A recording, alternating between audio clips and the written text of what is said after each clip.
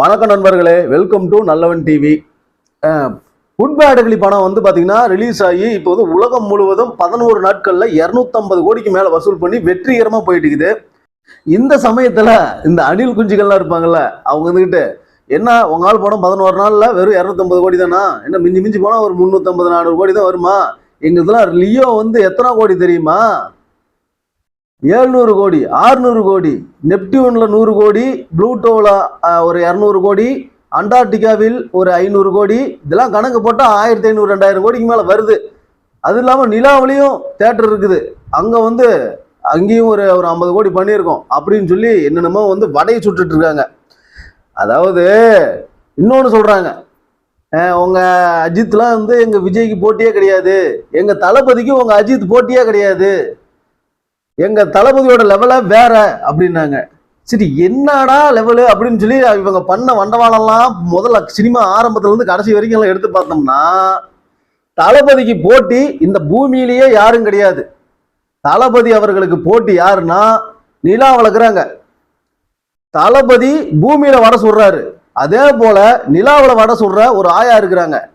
நிலாவில் வடை சுடுற அந்த ஆயாவுக்கும் பூமியில வடை சுடுற நம்ம தளபதிக்கு தான் போட்டியே அப்படிங்கிற ஒரு விஷயம் கடந்த காலங்களில் தளபதி அவர்கள் பண்ண பல வடை வேலைகள், உருட்டு வேலைகள், உல்டா வேலைகள் இது எல்லாத்தையும் எடுத்து பார்க்கும்போது தான் தெரியுது.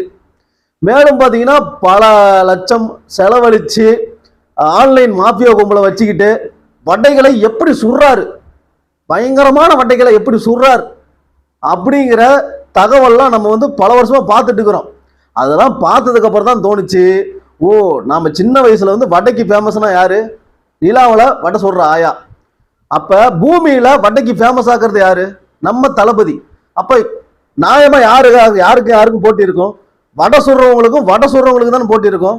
அப்ப நிலாவில் வடை சொல்ற ஆயாவுக்கும் பூமியில பயங்கரமா வடை சொல்ற நம்ம தளபதிக்கு தான் போட்டி அப்படிங்கிறதே ஒரு சரியான முடிவா எனக்கும் தோணுச்சு.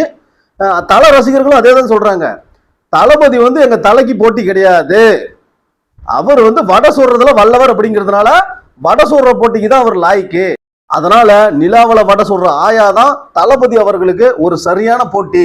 அதனால இந்த போட்டியில யார் வின் பண்ணுவாங்க அப்படின்னு ஒரு இது கருத்து கணிப்பு நடந்திருக்குது.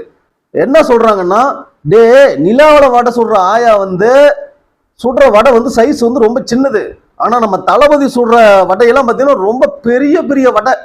அந்த வடையை வந்து இந்த பேரண்டத்திலேயே எந்த ஒரு கிரகத்திலையுமே மேக் பண்ண முடியாத அளவுக்கு வடையெல்லாம் சுட்டுட்டு இருக்காங்களாம். அதனால இருந்தாலும் வடை சுடுதல் அப்படிங்கும் போது இவருக்கு அடுத்த இடத்துல தான் அந்த பாட்டியே இருக்கிறாங்க, இதுதான் உண்மை. அது இல்லாம நம்ம தளபதி ஒரு படத்துல ஒரு டைலாக் சொல்லியிருப்பாரு, என்னன்னு பாத்தீங்கன்னா, டேய் தம்மா தூண்டு பிளேடு மேல வைக்கிற நம்பிக்கை உன் மேல வை, என்னைக்கு உன்னோட நம்பிக்கையை பிளேடு மேல வச்சியோ அப்பயே நீ தோத்துட்ட அப்படிம்பாருல்ல. அதே மாதிரிதான் தளபதி அவர்களே, இத்தா தண்டி வடை மேல வைக்கிற நம்பிக்கைய உங்க மேல வைங்க, உங்க படத்து மேல வைங்க, உங்க ரசிகர்கள் மேல வைங்க. வடை மேல வச்சீங்கன்னா அப்பயே நீங்க தோத்துட்டீங்கன்னு அர்த்தம். வெறும் வடையை மட்டும்தான் சொல்றீங்களே தவிர ஒண்ணுமே கிடையாது. இன்னொன்னு இது ஏன் இப்ப சொல்றோம் அப்படின்னு பாத்தீங்கன்னா, இப்ப சச்சின் ரீரிலீஸ் படம் பண்ணீங்கல்ல, கட்சி நிர்வாகிகளே எல்லா டிக்கெட்டையும் வந்து ஒவ்வொருத்தரும் கட்சி நிர்வாகத்துல இருக்கிற தலைவர், செயலாளர், நகர தலைவர், ஒன்றிய தலைவர் இவங்களே வந்து 50 டிக்கெட்டு, 100 டிக்கெட்டு, 200 டிக்கெட்டு அப்படி இப்படின்னு சொல்லி புக் பண்ணிட்டு அங்க தியேட்டர் ஃபுல்லா எம்டி ஆகுது. என்னடா அப்படின்னு சொல்லி விசாரிச்சு பார்த்தோம்னா, குட் பேட் அக்லி படத்தோட ஸ்கிரீன் கவுண்டை குறைக்கணும் அப்படிங்கிறதுக்காக விஜய்க்கு நெருக்கமான வட்டாரத்தில் இருக்கிற தியேட்டர்கள் எல்லாத்துலயுமே ஒரு 200 ஸ்கிரீன் பக்கமா வந்து சச்சின் படத்தை ரீரிலீஸ் பண்ணி அங்க வந்து பாத்தீங்கன்னா தன்னோட கட்சிக்காரங்களை வச்சே வந்து புக்கிங் எல்லாம் போட்டு அங்க வந்து முதல் நாள் தான் முதல் ஷோ வந்து பேனர் இதுன்னு வச்சு அங்கங்க சில தியேட்டர்கள்ல செலிப்ரேஷன் பண்ணாங்க, கூட்டமா போனாங்க. அதுக்கப்புறம் சண்டே எல்லாம் பாத்தீங்கன்னா எந்த கூட்டமும் இல்லை, அது தொடர்பான எந்த வீடியோ எதுவும் வரல. இருந்தா ப்ரூஃப் பண்ணுங்க, இருந்தா ப்ரூஃப் காமிங்க, ஃபேஸ்புக்கு, வீடியோ, யூடியூப் எல்லாம் இருக்குது. நீங்க சண்டே அப்லோட் பண்ண குடும்பத்தோட வந்து அந்த வீடியோ இருந்தா காமிங்க. எந்த தேட்டர்லையும் பெருசா கூட்டம் இல்லை, 30 பேர் 20 பேர் 10 பேர் உட்காந்து பார்த்துட்டு இருக்கிறான்.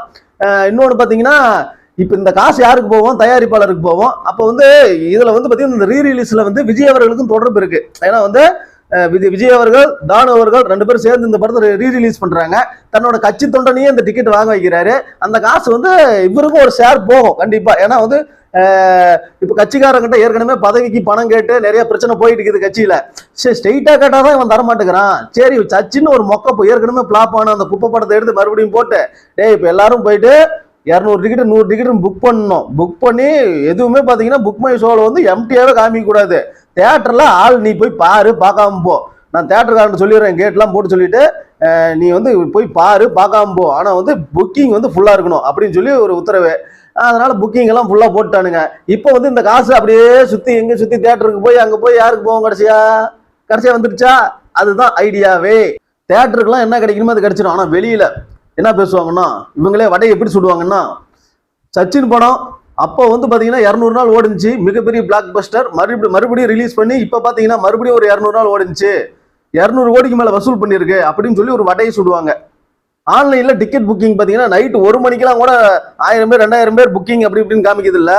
எல்லாமே பார்த்தீங்கன்னா கட்சி தொண்டர்கள் தான் தன்னோட சொந்த கை காசை போட்டு 50 டிக்கெட்டு 100 டிக்கெட்டு 200 டிக்கெட்டுன்னு வாங்கி அந்த டிக்கெட்டை வந்து ஃப்ரீ டிஸ்ட்ரிபியூஷன். இந்தா லவர் இருக்கா, போய் ஒட்டுக்கா போய் ஜாலியாக போய் படம் பாருங்க, இந்தாடா போய் படம் பார்க்கணுமா, தேட்டர் ஏதோ பணத்துக்கு போறீங்களா, ஏதோ போய் பாருங்க அப்படி இப்படின்னு சொல்லி கூவி இலவச டிக்கெட்டை கொடுத்துட்டு இருக்கிறாங்க. இதுதான் நடக்குது.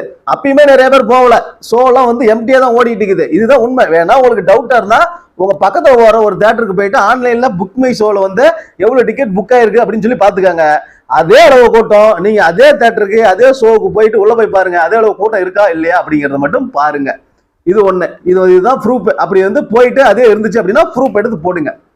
இந்த சச்சின் ரிலீஸ் மட்டும் இல்ல, இவங்க முக்காவாசி சுட்டது எல்லாமே இந்த மாதிரி வட்டைகள் தான், இந்த மாதிரி ஸ்கேம் தான். மேலும் பாத்தீங்கன்னா லியோ படத்தப்பயே யூஎஸ்ல வந்து ஒரு தேட்டர்ல இதே மாதிரி தான் டிக்கெட்டை வந்து புக் பண்ணி தேட்டரை பிளாக் பண்ணி வச்சிருந்தாங்க. இந்த படத்துக்கு எவ்வளவு வந்து எக்ஸ்பெக்டேஷன் தெரியுமா இருக்குது, வேற லெவல்ல இருக்குது அப்படின்னு சொல்லி ஒரு மாயையை மக்கள்கிட்ட உருவாக்குறதுக்கோசரம் எல்லாம் பண்றது தான். இன்னொன்று என்னன்னா, இதுல விஜய்க்கு என்னங்க லாபம் அப்படின்னு பாத்தீங்கன்னா, இப்ப இந்த சச்சின் படம் இவ்வளவு புக்கிங் அவ்வளவு புக்கிங் இருக்கும்போது இப்ப ரோகிணி தேட்டர்லாம் பாத்தீங்கன்னா விஜயோட கட்சியோட நிர்வாகியோட தேட்டரு, விஜய் ரோகிணி தேட்டரு, அதுமில்லாத அதே மாதிரி இந்த கமலா தேட்டர், இந்த வெற்றி தேட்டர், இவங்க எல்லாமே பாத்தீங்கன்னா விஜய்க்கு ரொம்ப நெருக்கமானவங்க, அவங்க கட்சிக்காரங்க. இப்போ வந்து அவங்கள வச்சுதான் பாத்தீங்கன்னா அங்க சக்சஸ்ஃபுல்லா போயிட்டு இருந்த அந்த குட் பேட் அக்லி படத்தோட ஸ்கிரீன் கவுண்ட வந்து வெறும் 5 ஷோ குறைச்சிட்டு இவங்க இந்த சச்சின் அப்படிங்கிற உலகமாக அதிசயத்தை வந்து ஒரு 20-30 ஸ்கிரீன்ல போட்டு சும்மா தேட்டரை மூடி வச்சுட்டு அவங்களுக்கு டிக்கெட் மட்டும்தான் ஃபுல்லா இருக்குமே தவிர தேட்டர்ல வந்து ஒரு பயம் இருக்க மாட்டான். சும்மா தேட்டரை மூடி வச்சுட்டு கட்சி தொண்டர்கிட்ட இருந்து காசை சம்பாதிச்சுக்கிறாங்க. இதனால பாத்தீங்கன்னா அந்த கட்சி தொண்டர்கிட்ட இருந்து வர காசு பாத்தீங்கன்னா அவர் கட்சியை சேர்ந்த தேட்டர் ஓனர்களுக்கு நிறைய லாபமே கிடைக்குது. மேலும் பாத்தீங்கன்னா அவங்க லாபம் போக தயாரிப்பாளருக்கு திரு விஜய் அவர்களுக்கு அப்படியே பிரிஞ்சு போகுது. இதெல்லாம் வந்து இந்த மாதிரி ஸ்கேம்லாம் வந்து உலகத்திலேயே யாரும் பண்ணவே இல்லை. அப்படி ஸ்கேம் நடக்கல அப்படின்னா உங்களோட ப்ரூஃப் காமிங்க பார்க்கலாம். தியேட்டர்ல ஆடியன்ஸை லைவா வீடியோ எடுத்து போடுங்க, லைவா எடுத்து போடுங்க, ப்ரூஃப் காமிங்க. இல்லைன்னா வந்து டவுட் ஆகுறவங்க போயிட்டு நீங்க தியேட்டர்ல போயிட்டு புக்கிங்கும் பாருங்க, நேர்ல போய் பாருங்க, என்ன நடக்குது உங்களுக்கு தெரியும். இந்த மாதிரி வடைகள்லாம் நிறைய சுட்டு தான் தளபதி அவர்கள் பாத்தீங்கன்னா நிலாவில் வடை சுடும் ஆயாவுக்கு நிகராக ஒரு போட்டியில வந்து இறங்கியிருக்காரு. அதுலயுமே பாத்தீங்கன்னா எல்லாம் என்ன சொல்றாங்க கருத்து கணிப்புல, நிலாவலா வடை சொல்ற ஆயாலாம் ஒரு தளபதி விஜய் அவர்களுக்கு ஒரு தூசி கூட கிடையாது, இவர் வந்து வேற லெவல்ல வடை சுடுவாங்க.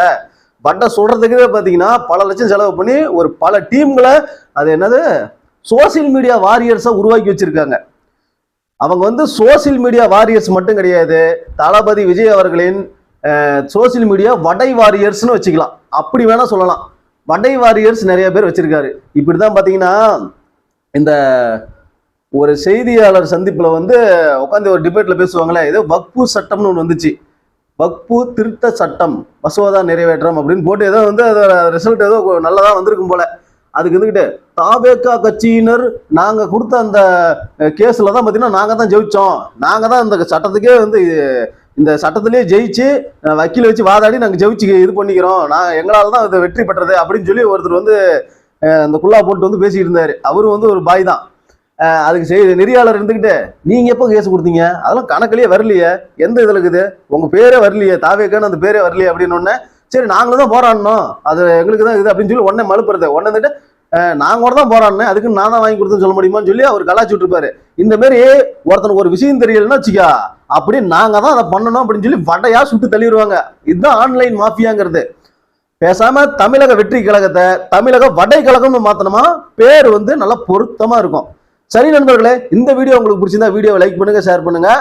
நிலாவில் வடை சுடுற ஆயாவுக்கு யாராவது சப்போர்ட் பண்ணணும் அப்படின்னா சப்போர்ட் பண்ணுங்க. ஏன்னா இங்க வந்து வடை சுடுற தளபதி அவர்களுக்கு சப்போர்ட் பண்றதுக்கு நிறைய அணில் குஞ்சுகள் நிறைய இருக்கிறாங்க. வடை சுடுற குரூப் இங்க நிறைய இருக்கிறாங்க. அதனால பாத்தீங்கன்னா இங்க இருந்து அந்த வடை சுடுற குரூப்ல பாதி குரூப்பை நிலாவுக்கு அனுப்பிச்சு விட்டு ஈக்குவல் பண்ணாதான் இந்த போட்டி வந்து சரிசமமா இருக்கும்.